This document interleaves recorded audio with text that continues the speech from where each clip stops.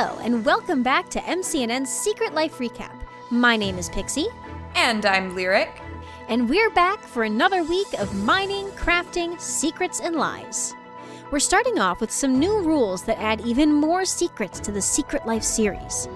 Last week, we learned that red names aren't stuck with one secret a week. Instead, every time they complete a task, they immediately get a new one, and all their tasks involve dealing damage. This week, those rules were explained further. If they succeed, they get 5 hearts, and if they fail, they lose 2.5 hearts. Seeing as red tasks can carry over to the next session, the only way for a red name to fail is by giving up on their task. Reminiscent of the gameplay from Limited Life, red names can also earn hearts by killing another player in combat, getting 10 hearts per kill. We're excited to see the risks this encourages everyone to take. And while the red names may be getting extra tasks, this week a lot of other players had to share a task. Among them, Cleo and Gem were pitted against each other in a race to get 5 people to give them their front doors. Oh, all right, let's see what we got here. Okay, I'm out of here. I'll see you later. I'll be back in like 5 minutes. Okay, now in a race. The race took shape pretty quickly when Cleo went to Gem and the Scots to start their door collection, but Gem shut it down. Please, can I have your front doors? Do you have to like keep it, or is it just like you pick it up and you can put it back down? Scots, don't help them. Why? Don't no my body. He's too generous. I forbid Scott. it. Scott. She's forbid. Gem's the band leader, and she's forbid it. Yeah. It wasn't very cottagecore, but it kept the game interesting. Gem also intentionally fumbled guessing Cleo's task, asking just enough to let them know that the race was on. Gem got her doors from Scar, Etho, Scott, and Impulse, but Cleo was faster and took more creative liberties. I do not have a front door. Do you have something that you can pretend is a front door? We can make you. Hold on. Here we go. Ready? We've been front doorificated. Boom. If I give you the wood, can you put a door in the door? I totally can. Yeah. Hang on. Okay, hold on. We're okay. getting there. And door. Hey, Can I come Cleo. in? Come on over. Can I have the door, please? Can you have the door? The door that you just made? The door that I just... Yeah, can I have it, Because please? this is ridiculous. Not only did Cleo convince Tango to make a door just for her, but she also bought the replacement door Gem had given Scar and collected some trap doors from the Mounders. Fortunately, the whole thing was a pretty open and shut case. Gem graciously accepted defeat, and the two of them quickly moved on to other shenanigans happening elsewhere on the server. For a look into some top-tier tomfoolery of the session, let's tag in our field correspondents. Thanks, Pixie. In a series first, 4 players, Tango, Bdubs, Scott, and Impulse, got the exact same task: play a game of tag. Because if there's one thing this death game needed to spice things up, it's an epic game of tag. How do I do this without hitting them? The problem is, with identical tasks, no one quite knew who was it first. Their task also didn't specify how the tagging was supposed to happen. Fortunately, this caused no confusion whatsoever. There was a little confusion with this game of tag. Apparently Scott was it first, so he was the only person I should be worried about. Tango and I were hitting each other for no reason. After getting tagged by both Bdubs and Impulse, Tango, not quite following the also unspecified rule of no backsies, got Bdubs, who proceeded to tag him back shortly before the session break. Come back later. Stupid break time is stupid. During the break, they agreed on some clarifications of the rules. The person out at the break got to choose who was it next, and no tagbacks. A quick round of Spin the Tango resulted in Impulse starting the second half of the session as it, with a mutually agreed upon 15-second buffer before anyone else could be tagged. With the number of participants down to 3, the next person tagged set a continuous cycle in motion. Impulse and Scott agreed that Scott had the best chance of dragging things out with Bdubs until the end of the session, proving that the Scots of Gem and the Scots weren't about to let a little thing like a game of tag split them up. You're breaking up with me? Gem, in the meantime, had worked out that her Scots were involved in a game of tag, but wasn't sure she wanted to call them out on it and make them fail. Lizzie caught the players more than once, but never gave an actual guess. Cleo and Etho sussed out the basics, and let it be known that they knew, but never passed this information on to a yellow. Okay, we'll get on that. We'll get on that, that's fine. Okay, thank you. Is this a special game of tag? You didn't take it. No, I think, like, my gut feeling is they're playing tag with each other. With things heating up in the second half of the session, participants pulled out all the stops to make sure they weren't it by the end. Quite literally, as both invisibility and slow fall potions found their intended use in this epic chase.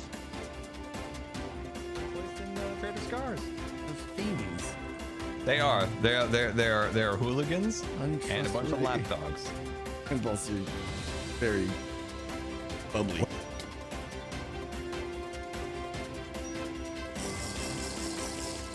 In what can only be described as a haunting of Joel's fairground, an invisible Bdubs tracked down the ghostly rider of a skeleton horse, who he assumed to be Impulse. His strike was swift and unexpected, and hit an innocent bystander. Lizzie had been giving her best Ghost Rider impression and ended up getting punched for it. Tag! What? Oh no! What the heck? Oh no! Besides stealth and the element of surprise, speed plays a key role in a good game of tag.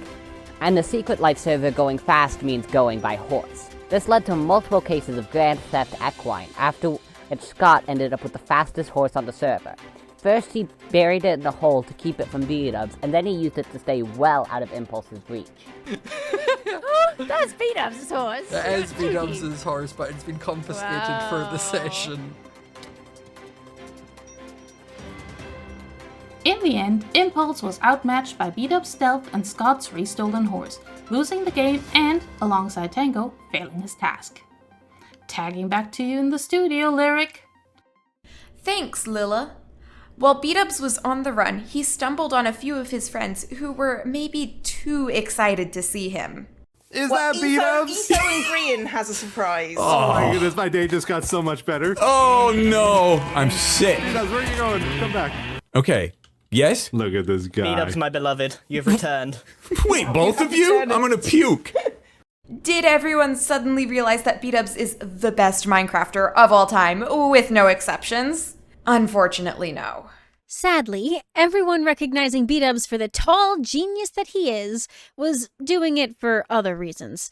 Etho started it because he felt bad after last session and because he needed a fake task. Okay, how about this? For our bait task, the one we're going to misdirect the yellows with is, I'm going to be nice to Bdubs. I'm going to pretend that's our task for today, okay? Because I want to be nice to Bdubs today. I felt really bad editing that last episode. There was this one point in the episode where I was like, Bdubs, hey, if you ever need anything from me, just come let me know, right? An hour goes by, and he comes to me, he's like, Etho, come kill the dragon with me, please. And I'm like, no way, that sounds like a terrible idea.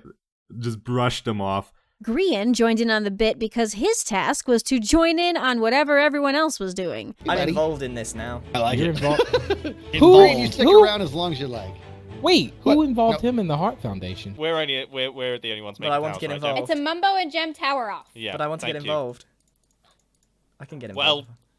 Well, you can get involved, Grian. And Cleo was just following the crowd. The height of Bdubs Appreciation Week was when Cleo, Etho, and Grian presented Bdubs with his very own bedroom in their base. Follow me. We've made you something. An enchanting No, setup. turn around. Oh. You made that.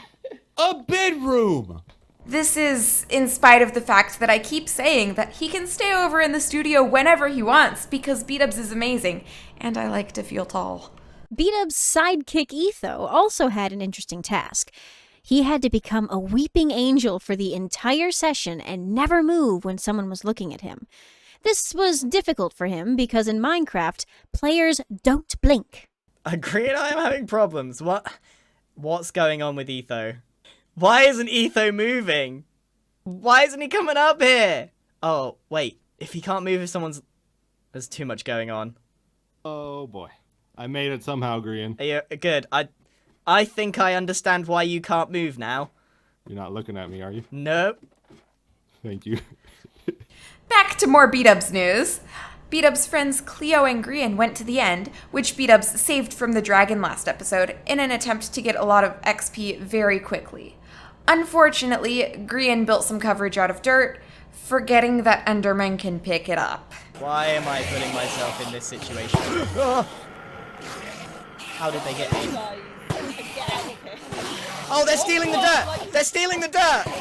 They're stealing the dirt! I'm in so much trouble! I'm in so much trouble, Cleo! Help me! Ah! Ah! This would never have happened if Bdubs was there. And speaking of Bdubs, who is our favorite, let's talk about his teammates, the Mounders. Thanks, Pixie! This week saw the Mounders embrace their toxic gamer lifestyle as the competitive spirit seemed to settle over their area of the server. For starters, Joel became the ultimate backseat gamer to Pearl, giving her instructions on the simplest things, like the purpose of a grindstone, or how to kill an Enderman sitting in a boat. He continued telling her how to play the game, but Pearl caught on when Joel was directing her how to hit zombies in an XP grinder. Go to the right a bit. Yep, going to the right. Yeah, to the right. Oh, hey, okay, there we go. So I got it again. Well okay, done. yep, nope. You're getting good at this. You're getting good at this. Not as good as me, but you're pretty good. Pearl decided to play along instead of calling him out, continuing the bit to help a fellow Mounder. Joel later extended the same courtesy to Mumbo K. Jumbo, who found himself in the midst of many strange contests as a result of his task to turn any collaborative effort into a competition. He easily won the jump into water competition against Bdubs by jumping off his earth, the best helper to Joel contest when he built his XP farm, and the biggest wall competition against Jim and the Scots, protecting the Mounders with 5 blocks tall cobblestone. Perhaps the most notable of these competitions was the tallest tower competition. Mumbo and Pearl teamed up to prove their tower's prowess to Jim. The rules were simple. The tower must be at least 3 by 3, and the tallest tower wins. The first problem arose when neither of the two had materials for such a tower. They made do with cherry wood, only noticing the unfortunate shape and color combination after a long building session. It's fine. It doesn't look like anything. I don't know if it is fine, Jem. I think there's a lot wrong with it. What is Pearl building? Pearl and Mumbo continued to make creative design decisions to boost their tower, improving its first impressions somewhat. But then Mumbo visited the opposing tower to compare heights one last time. He had come to realize that Jim's tower was still taller, and promptly walked to his death. At least Mumbo wins most spins off the diving board he just died at later. The last of the three, Pearl, had her own competition going on throughout the session and practiced her evasive maneuvers in a game of tag. Her task was to not have her task, so her book ended up switching owners a total of 9 times.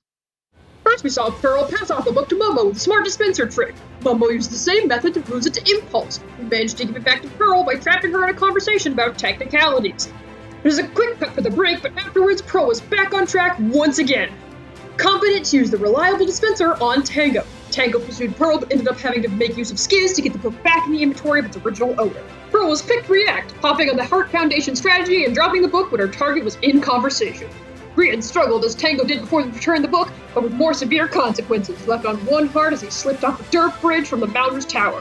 He succeeded shortly after with invisibility, and Pearl rushed to find the player unaware of her game. The book ends the session in the inventory of Etho, whose own task made pursuit difficult. His loss condemns him to a hard task session, which may lead to dire consequences. And that was it for the sports section. Back to you in the studio. Thanks, Ace. The server economy boomed this week. Scar got a task to trade his way up from wheat seeds to a golden apple across the span of at least 4 trades, and he took to it like he was born for it.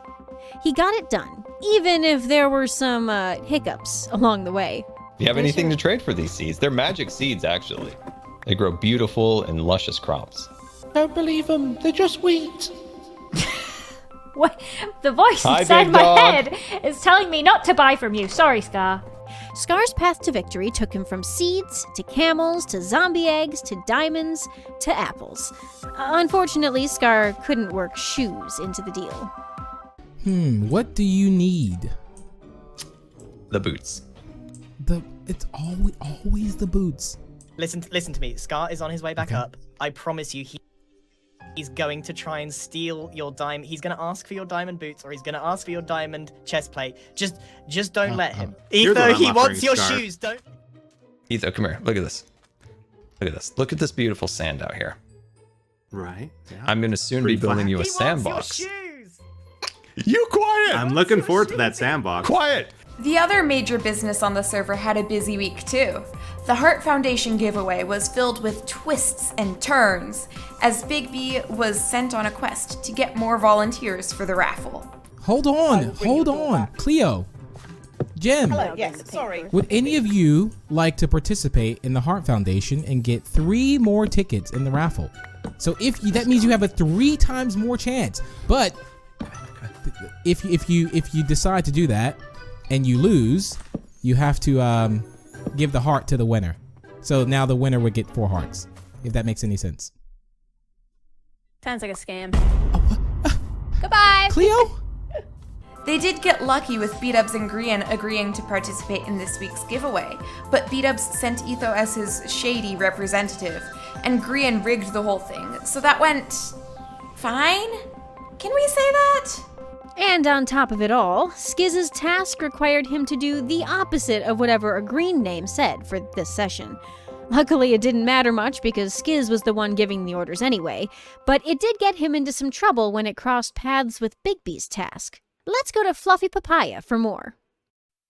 This week sees Big B betray the Heart Foundation in favor of the Big Red Dogs.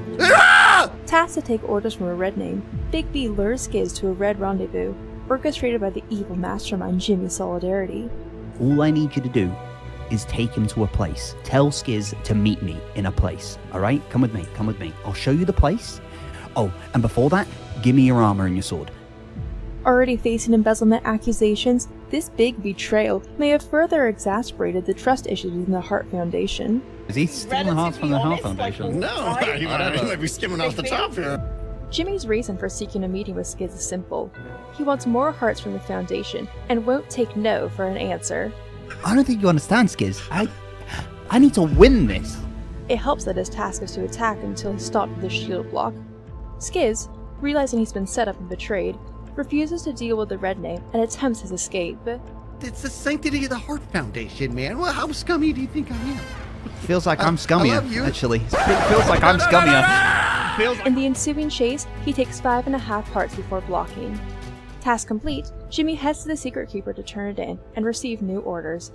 10 hearts from a green name, over 20. He heads to the Heart Foundation with the intent to ensure they believe that Big B's betrayed them. Despite being the victim, Skizz is uncertain, and they call Big B back. Now able to explain, Big B refutes the claim, and Jimmy sulks away, tail between his legs. Hang your head and walk. We're about to witness first out of the series. Yeah. Bridge if you is want to keep a behind you tradition, we can lock in tradition right now, baby. Off you go, Jimmy Jiggles. I'll be back for you guys. Lizzie's task seems simple enough to start, but worried about the wording? This is going to be really hard to do for the entire session, because if I forget to do it just once, I will fail the task and get nothing. So I propose that I take a big risk. She resolves herself to take a harder task, though she quickly regrets it.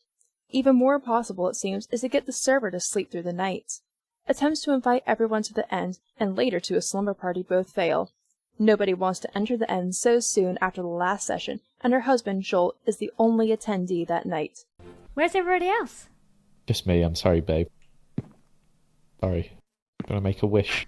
I wish everybody was here. Disappointed, she declares her task a failure and is dropped to 3 hearts. In an attempt to brighten her and everyone else's day, she dons the guise of the Ghost Rider, invisibly guiding her horse around the server. It only ends in her receiving more abuse. Bdubs mistakes her for a member of the tag team. Tag! Oh no! And Martin and Jimmy attempt to uncover the identity of the hidden horseman with fists and steel. In one hit, Jimmy takes her down to red. It's safe to say that the Big Red Dogs have gained a new ally. as she's quick to assure guilty Jimmy she holds no grudge. At least not against them. The people who snubbed her party, however, are not so lucky. I can officially take revenge on all those who have wronged me. Watch out, people. You should have come to my party. Martin takes to his red task like a fish to water. The first is simple enough, to create a damaging trap. He plays nice with a few people and traps several bases, but the first to see success is a stalagmite in Big B's base. An unknown amount of damage and one Scooby-Doo chase through the back rooms later, and Martin is able to claim his next task. Let's go this way. Do this one! Stop going to the same one that I go in. It ruins the Sorry, effect. I'm trying not to. No, not that one. Oh, not that one! Oh, where is he? I haven't found him yet. No idea. His second task is a touch more difficult. He has to invisibly hit 5 people within a minute, and without being hit back. While thinking up ways to accomplish this, he stops by Trader Scar's, where Scar encourages him to start a protection racket, trading him TNT to be the first customer. How about TNT for a little protection? What does protection count as? Leave me alone. Martin briefly considers a style attack on the Heart Foundation, but instead swings his attention and sword to the Mounders and their assorted guests. Less than a minute later, and his task is complete, but he dawdles around to talk business with Cleo and Skiz. Hey, all I know is if you got quill and a piece of paper, then we can talk. We can do business. I like it. A short trip to the Secret Keeper later, and he finds himself with his third task of the session. The big dogs now both have the same task. Take 10 hearts off a green name. Martin does his best. A pufferfish to Cleo, a lava bucket to Gem, but he can't quite break enough hearts. Luckily, red tasks don't end with the session, so he hasn't failed yet. Tune in next week to see if he succeeds. Oh! Back to you in the studio. Much like Martin, Jimmy was also assigned the task of taking at least 10 hearts off of someone who had more than 20. Unlike Martin, he managed to succeed in his task by cornering Tango outside the Mounder's base. One TNT block, one sword swipe, and a willing participant later, and Tango ended up helping Jimmy complete his task right before the end of the session. You have to take the fuel fury from this. Stand there! Stand right! Tango, you can't just... Oh my gosh! How much did that take of you? I think I was at like 25. And how many are you on now? I got 14 hearts here. You're on 14 hearts. Yeah. So I took 9 off of you. Oh, let me eat this apple first. There you Right. go. How many? Right. How many now? How many now? A little bit less. 100% serious. You've taken more than 10 hearts from me. Fantastic. Thank you. Meanwhile, outside of his given tasks, Martin also struck a few deals with non-red players over the course of his session. During a shopping trip to Trader Scar's, Scar was quick to offer him the option of purchasing a block of TNT in exchange for his own safety for the session. Then, during a later visit to the Heart Foundation, Cleo approached Martin with an offer of an Enderman spawn egg in the hopes he might target Big B during a future task. I've got a good surprise here. I've got an Enderman egg here. Wow. Okay, sure. I've got several. I got 7 in total. Oh my word. If I were to order a hit on Big B for your next thing, I would give you an Enderman egg.